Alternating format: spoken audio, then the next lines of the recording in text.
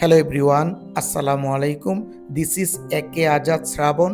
আজকের আলোচনার বিষয় নবম ও দশম শ্রেণীর পোয়েম টু মাদার্স রিমেম্বার, লিখেছেন জোহান স্নো ডানকাসন। টু মাদার্স বলতে এখানে দুইটি মাকে বোঝানো হয়নি, একজন মায়ের দুইটি সত্তাকে বোঝানো হয়েছে। I had two mothers, two mother I claim, আমি দাবি করি আমার দুইজন মা ছিলেন। টু ডিফারেন্ট পিপল, দুইজন ভিন্ন মানুষ, yet with the same name, কিন্তু নাম তাদের একই। Two separate women diverse by design, দুইজন আলাদা নারী, চরিত্রে একদম ভিন্ন। But I love them both because they were mine, কিন্তু আমি দুইজনকেই ভালোবেসেছি কারণ তারা আমারই ছিলেন। অ্যাকচুয়ালি আমি কবিতাটির সারসংক্ষেপ বলে দিচ্ছি, এর ফলে তোমরা যে কোনো প্রশ্নের উত্তর ইজিলি আনসার করতে পারবা। এই কবিতায় কবিতার মায়ের দুইটি ভিন্ন সত্তার কথা বর্ণনা করেছেন। যদিও মা একজন, কিন্তু সময়ের ব্যবধানে তিনি দুই ভিন্ন মানুষে পরিণত হয়েছেন। প্রথম মা, তিনি ছিলেন সেই মা যিনি কবিকে জন্ম দিয়েছেন, মমতা দিয়ে লালন পালন করেছেন এবং তার কেরিয়ার গড়তে সাহায্য করেছেন। তিনি ছিলেন কবির বন্ধু ও পথ প্রদর্শক, যার সাথে কবির জীবনের আনন্দ ভাগ করে নিতেন এবং যত ধরনের কঠোর পরিশ্রম করার দরকার তত ধরনের সে কঠোর পরিশ্রম করতেন। কবির যত চাহিদা, সকল ধরনের চাহিদা এবং ইচ্ছা পূরণ করতেন। দ্বিতীয় মা, বার্ধক্য এবং অসুস্থতার কারণে মায়ের স্মৃতিশক্তি যখন লোপ পায় তখন তিনি এক অচেনা মানুষে পরিণত হন। তিনি শারীরিকভাবে আগের মতো থাকলেও মানসিকভাবে শিশুর মতো অসহায় হয়ে পড়েন ও মেয়ের উপর সম্পূর্ণ নির্ভরশীল হয়ে পড়েন। মেয়ে বলতে এখানে কবিকে বোঝানো হয়েছে। এই দ্বিতীয় মা বলতে মেইনলি বয়স্ক মাকে বোঝানো হয়েছে। মা যখন বয়স হয়ে যায় তখন সে বাচ্চাদের মতো আচরণ করে এবং তাদের ছেলে ও মেয়েদের উপর নির্ভর করে। কবিতার শেষে কবিতার সন্তানদের উপদেশ দিয়েছেন যে মা সুস্থ থাকুক বা অসুস্থ, তার উভয় রূপকেই যেন তারা সমানভাবে ভালোবাসেন, কারণ মা তার জীবনের সব অবস্থাতেই সন্তানের ভালোবেসেছিলেন। এখন তোমাদের বইয়ের যেই প্রশ্নগুলো আছে ওই প্রশ্নগুলো ডিসকাস করে দিব।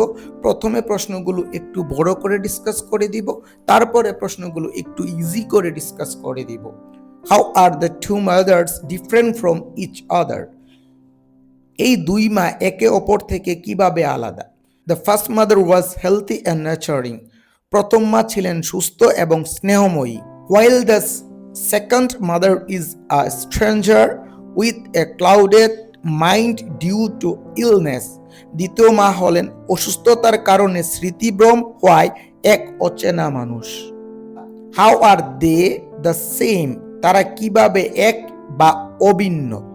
দে আর দ্য সেম, তারা একই because they are the same biological person with the same name and physical features, তারা একই ব্যক্তি কারণ তাদের নাম এবং শারীরিক গঠন ও চেহারা অভিন্ন। What did the first mother do to the speaker? প্রথম মা বক্তার জন্য কি করেছিলেন? The first mother gave birth to the speaker, প্রথম মা বক্তাকে জন্ম দিয়েছিলেন। নেচার হার, তাকে লালন পালন করেছেন। গেভ হার লাভ, তাকে ভালোবাসা দিয়েছেন। And help launch her career, তার কর্মজীবন শুরু করতে সাহায্য করেছেন। Who was the speaker second mother? Describe her briefly, বক্তার দ্বিতীয় মা কে ছিলেন তার সম্পর্কে সংক্ষেপে বর্ণনা করো। The second mother is the speakers elderly mother whose mind is clouded. She has become weak and dependent like a child. দ্বিতীয় মা হলেন বক্তার সেই বৃদ্ধ মা যার স্মৃতিশক্তি লোপ পেয়েছে, তিনি দুর্বল হয়ে শিশুর মতো অন্যের উপর নির্ভরশীল হয়ে পড়েছেন। What would be the speaker's advice to her own children? নিজের সন্তানের প্রতি বক্তার উপদেশ কি হবে? Her advice is to love both versions of their mother just as she loved both versions of her own mother. তার উপদেশ হলো মায়ের দুইটি রূপকেই ভালোবাসা, ঠিক যেমনটি তিনি তার নিজের মায়ের দুই রূপকেই ভালোবেসেছিলেন। Who are the three women referred to the poem?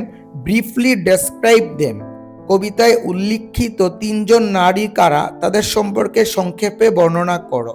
The three women are the first mother, healthy, the second mother, ill, and the speaker herself.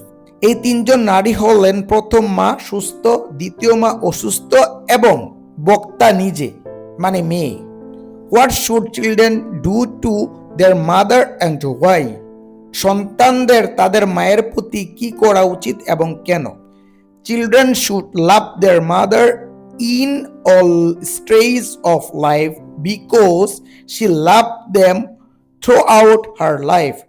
সন্তানের জীবনের সব পর্যায়ে তাদের মাকে ভালোবাসা উচিত। Do you like this poem? হুপাই, তুমি কি এই কবিতাটি পছন্দ করো? কেন?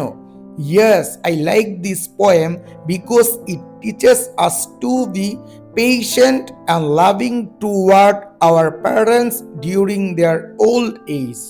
তাছাড়া যারা দুর্বল স্টুডেন্ট আছো, নিচে এই প্রশ্নগুলো আরেকটু সহজভাবে দেওয়ার চেষ্টা করেছি, ইচ্ছা করলে তোমরা এইগুলোও পড়তে পারো। আবার দেখা হচ্ছে অন্য কোনো ক্লাসে বা অন্য কোনো ভিডিওতে। ততক্ষণ পর্যন্ত তোমরা সবাই ভালো থাকো। আল্লাহ হাফেজ। আসসালামু আলাইকুম।